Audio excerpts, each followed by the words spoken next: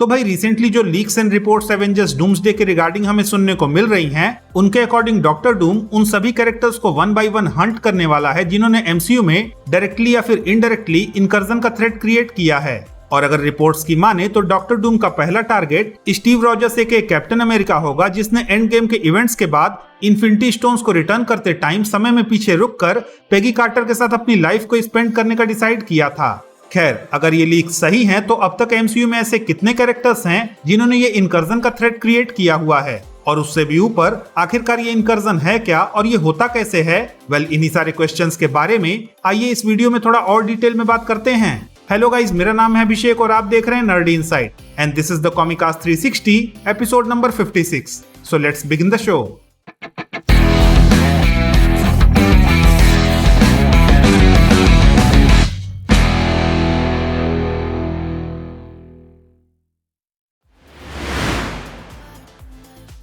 अब भाई इनकर्जन को समझने से पहले आइए जरा सीक्रेट टाइमलाइन, ब्रांच टाइमलाइंस और नेक्सस इवेंट्स के बारे में बात कर लेते हैं। जहां अगर लोकी सीजन 1 के इवेंट्स को समराइज करें तो कैंग के कई सारे मल्टीवर्सल वेरिएंट्स के बीच हुई मल्टीवर्सल वॉर के बाद ही हू रिमेन्स ने एक ऐसी सीक्रेट टाइमलाइन बनाई जहां पूरी सीक्रेट टाइमलाइन के इवेंट्स एक तरह से प्री डिसाइडेड थे, और इस पूरी टाइमलाइन पे कोई भी कैरेक्टर अगर कोई ऐसा काम करता था जिससे कि कोई ऑल्टरनेट रियलिटी बन जाए तो इस इवेंट को नेक्सस इवेंट और इस टाइमलाइन को ब्रांच टाइमलाइन कहते हैं। और भाई इन्हीं नेक्सस इवेंट्स और ब्रांच टाइमलाइंस को प्रूव करने के लिए ही हू रिमेन्स ने टीवीए को बनाया था। खैर, अब भी अगर आपको ब्रांच टाइमलाइन का कॉन्सेप्ट समझने में कोई कंफ्यूजन है तो मैं आपको एंड गेम में हल्क के टाइम ट्रेवल वाले एक्सप्लेनेशन को एक बार फिर से याद दिलाना चाहूंगा, जहां हल्क ने क्लियरली ये बताया था कि पास्ट के इवेंट्स में किसी भी तरह के किए गए चेंजेस से प्रेजेंट टाइमलाइन पे उसका कोई भी इम्पैक्ट नहीं होता। इनफैक्ट एंड गेम में ही एंशिएंट वन ने हल्क को यह भी समझाया था कि पास्ट में किए गए चेंजेस की वजह से भले ही उसकी टाइमलाइन पे कोई चेंज ना आए, पर पास्ट में एक ब्रांच टाइमलाइन क्रिएट हो जाएगी।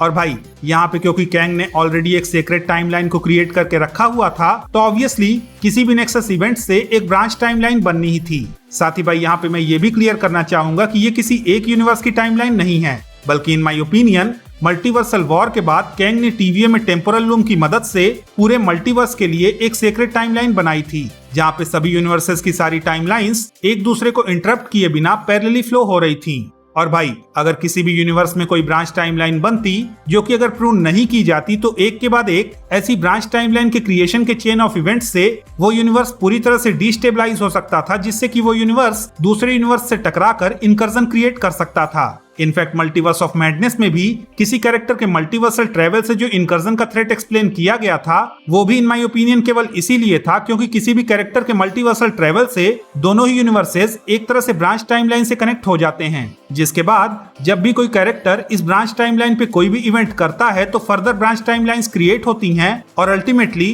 दोनों ही यूनिवर्सेस डिस्टेबलाइज होकर एक दूसरे से टकराकर इनकर्जन क्रिएट कर देते हैं।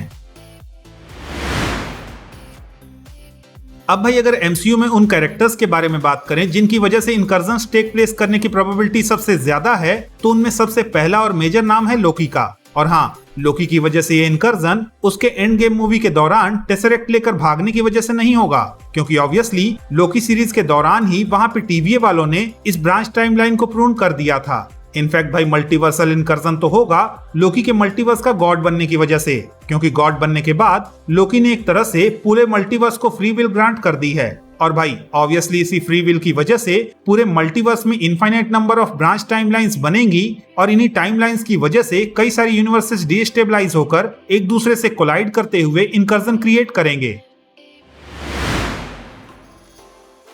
अब भाई लीक्स एंड रिपोर्ट्स के थ्रू हमें कॉन्टिन्यूअसली ये सुनने को मिल रहा है कि कैप्टन अमेरिका यानी कि स्टीव रॉजर्स ने टाइम में पीछे रुककर एक तरह से एमसीयू का पहला इनकर्जन क्रिएट किया है। इनफैक्ट रिसेंटली आई कुछ लीक्स के थ्रू हमें यह भी सुनने को मिल रहा है कि डूम्सडे की शूटिंग के दौरान जिस घर में पेगी कार्टर और स्टीव रॉजर्स के सीक्वेंस को शूट किया गया है, वहां के प्रेमाइस को देखकर कई सारे लोगों को ऐसा लग रहा है कि हमें फिल्म में पेगी और स्टीव के बच्चे भी देखने को मिल सकते हैं, जो कि क्लियरली इतना बड़ा नेक्सस इवेंट होगा जिसकी वजह से ऑब्वियसली कई सारी ब्रांच टाइमलाइंस और इनकर्जन क्रिएट हो सकते हैं। एंड यही स्टीव रॉजर्स यानी कि कैप्टन अमेरिका को डॉक्टर डूम का प्राइमरी टारगेट बना देगा। खैर, लोकी और स्टीव रॉजर्स के बाद इनकर्जन का थ्रेट क्रिएट करने के पीछे अगर किसी का नाम सबसे ऊपर है तो वो है अपने डॉक्टर साहब यानी कि स्टीवन स्ट्रेंज, जिन्होंने सबसे पहले स्पाइडरमैन नो वे होम में मैजिकल स्पेल के मिसफायर होने की वजह से सोनी का ऑलमोस्ट पूरा स्पाइडरमैन यूनिवर्स एमसीयू में बुला लिया था। हालांकि उनके इस कारनामे की वजह से खुद टोबी मैगवायर और एंड्रू गारफील्ड के स्पाइडरमैन समेत सोनी का पूरा लाइव एक्शन यूनिवर्स अब डॉक्टर डूम के निशाने पे आ चुका है। मुझे क्यों तोड़ा? और भाई, जैसे ये सब कम था तो डॉक्टर साहब एक बार फिर से मल्टीवर्स ऑफ मैडनेस में गलती से ही सही पर अर्थ 838 पे घूमने चले गए। अब ऑब्वियसली इस बार तो उनका डॉक्टर डूम के निशाने पे आना तय था, पर उससे पहले ही वो क्लिया के साथ इनकर्जन क्योर करने की जर्नी पे ऑलरेडी निकल चुके हैं। साथ ही भाई, रिपोर्ट्स के अकॉर्डिंग क्योंकि अब वो डॉक्टर डूम की पार्टी ज्वाइन करने वाले हैं तो फिलहाल उन्हें डॉक्टर डूम से कोई खतरा नहीं है।